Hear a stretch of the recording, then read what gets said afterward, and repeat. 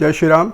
नमस्कार मित्रों, मानस बराल के आज के एपिसोड में पिछले कही हुई सती के प्रसंग को हम आगे बढ़ाते हैं और यहाँ पर भगवान शिव ने सती का त्याग कर दिया है, ये विदित है। मन से त्याग किया है, ये भी विदित है। लेकिन यह बात उन्होंने सती को बताई नहीं है कि मैंने आपका त्याग कर दिया है।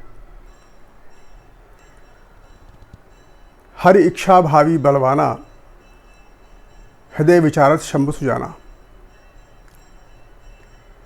हर इच्छा जो है वो भावी बलवाना, वो बहुत बलवती है। भगवान विष्णु की, भगवान राम की जो इच्छा है, जैसा वो चाहते हैं, जो वो करना चाहते हैं वो कर लेते हैं और वो चीज़ हो ही जाती है। भगवान शिव का भी उसमें कोई हस्तक्षेप नहीं है। हर इच्छा भावी बलवाना, शंभु हृदय विचारत शंभु सुजाना। ये विचार करते हुए भगवान शिव आगे चलते चले जाते हैं। सती अंदर ही अंदर क्षोभयुक्त हैं, विषाद युक्त हैं, क्योंकि उनके द्वारा जो कार्य किया गया है वो निश्चित रूप से भगवान शिव को पसंद नहीं आया, उनको अच्छा नहीं लगा। अब यहाँ पर ये चीज़ स्पष्ट करनी है कि बहुरे राम माया ही सिरुलावा।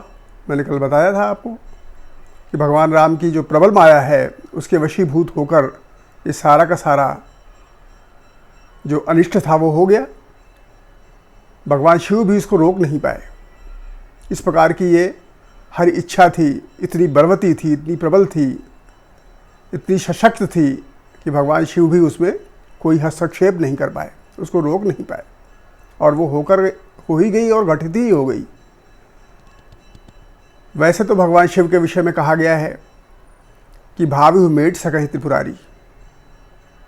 भगवान शिव में इतनी शक्तियाँ हैं, वो स्वयं में इतने शक्तिमान हैं कि वो जो भावी होती है, जो होने वाली होती है, जो होनी होती है, उसको भी वो टालने की शक्ति रखते हैं, सामर्थ्य रखते हैं और उसको टाल देते हैं। अगर वो प्रसन्न हो जाए तो वो कुछ भी करने में समर्थ हैं। और ऐसे बहुत सारे उदाहरण भी हैं, हमारे वेदों में हैं, शास्त्रों में हैं, प्राप्त होते हैं हमको।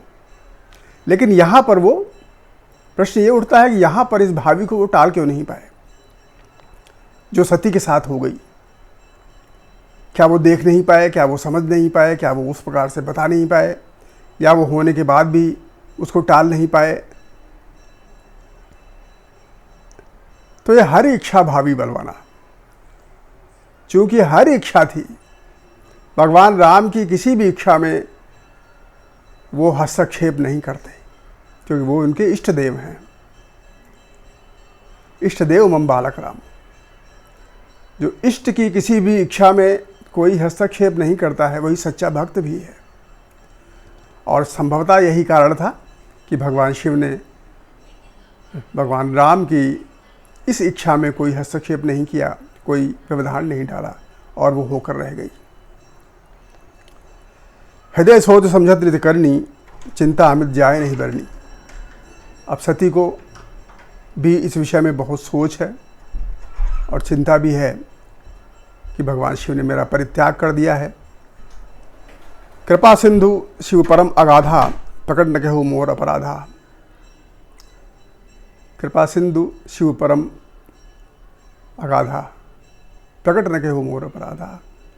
भगवान शिव कृपा सिंधु हैं और बहुत ही गहन है उनकी कृपा, जो जीव के ऊपर है, सर्वसाधारण के ऊपर है। लेकिन प्रकट करके उन्होंने मेरे अपराध को नहीं बताया। यही उनका कितना बड़ा हमारे ऊपर स्नेह है कि वो नहीं चाहते कि हमारा हृदय दुखित हो। शंकर रुख अवलोक भवानी, प्रभु मोहि तजेऊ हृदय अकुलानी।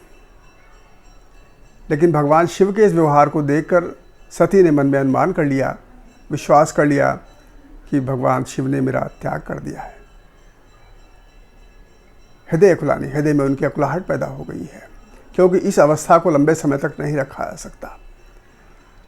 भगवान शिव के साथ निरंतर रहने वाली सती अब उनसे विलग होकर कैसे रह पाएंगी, ये सोच के ही उनका हृदय पूरा व्यथित हो रहा है। ये ऐसा सोच ही नहीं पा रही हैं। सती ससोच जान बश केतु, कही कथा सुंदर सुख हेतु। अब यहाँ जो मन की बातें हैं वो हो रही हैं। अब सती को संकोच में देखकर, सोचवश देखकर भगवान शिव उनको दुख नहीं देना चाह रहे हैं, उनको कष्ट नहीं देना चाह रहे हैं। चूँकि वो भगवान राम की प्रेरणा से ही सारी ये गलतियाँ हुई हैं, अपराध हुआ है, इसलिए वो अनेकानेक प्रकार की कथाएं भगवान राम से संबंधित उनको सुनाते हैं और उनके मन को प्रसन्न करने का प्रयास करते हैं।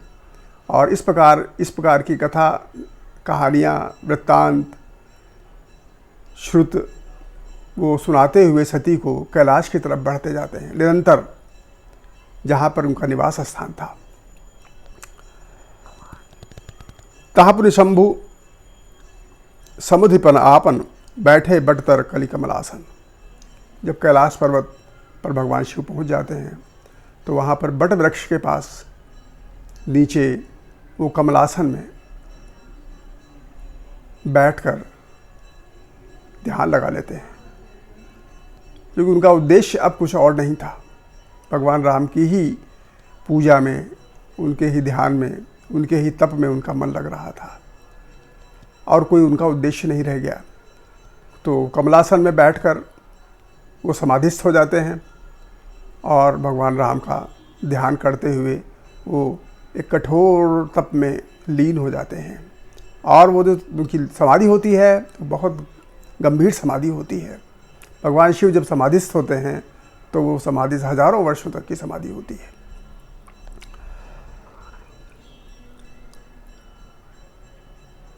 शंकर सहस स्वरूप समारा, लाग समाधि अखंड पारा। अखंड पारा, उस समाधि में वो प्रवेश कर गए। अब ये स्थिति सती के लिए बहुत ही परेशान करने वाली थी। सती बसें कैलाश तब, अधिक सोच मन माही, मरण न को जान कछु, जुगसम दिवस सिराही। सती भी वहीं कैलाश पर्वत पर विराजमान हैं, वो भी वहीं पर रह रही हैं। न कोई संवाद हो रहा है, न कोई बातचीत हो रही है, न कोई स्नेह का आदान प्रदान हो रहा है, कुछ भी तो नहीं हो रहा है। तो ये नीरस जीवन सती को जीना पड़ रहा है। वो अकेले मौन को स्वीकार करती हुई, अपने में ही अपनी बातें करती हुई, संकोच से भरकर, मन को म्लान किए हुए, व्यथित हुई, अकुलाई हुई सी, परेशान, चिंता के सागर में डूबी हुई हैं और निरंतर ये सोच रही हैं कि भगवान शिव कब समाधि से जागें और वो हमसे वार्तालाप करें, हमको बताएं, कुछ मार्गदर्शन करें। अब यहाँ पर मार्गदर्शन करने वाला कोई भी व्यक्ति नहीं है जो सती को कुछ समझा सके, सती की वेदना को दूर कर सके, सती की चिंता को दूर कर सके।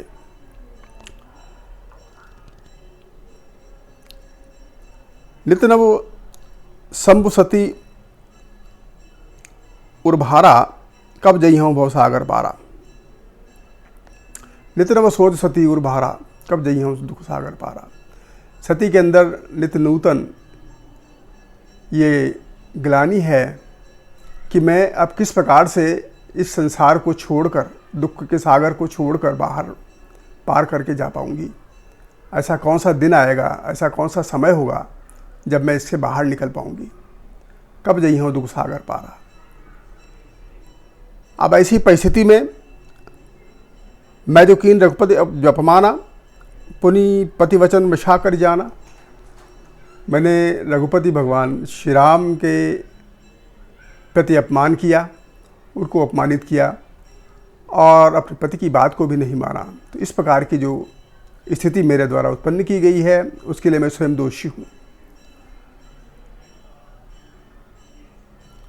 सो फल बोहित विधाता दीना, सो कुछ उचित रहा सोई कीना। इसका हमें फल प्राप्त हुआ है, विधाता ने हमें इस चीज़ का फल दिया है। अब देख लें कि प्रजापति दक्ष जो है वो विधाता ब्रह्मा के ही पुत्र हैं और ये दक्ष सुता हैं, लेकिन विधाता भी इस चीज़ में कोई अवरोध उत्पन्न नहीं कर पाए। विधाता भी ये नहीं जान पाए कि क्या होने वाला है, उन्हीं के परिवार की कन्या है।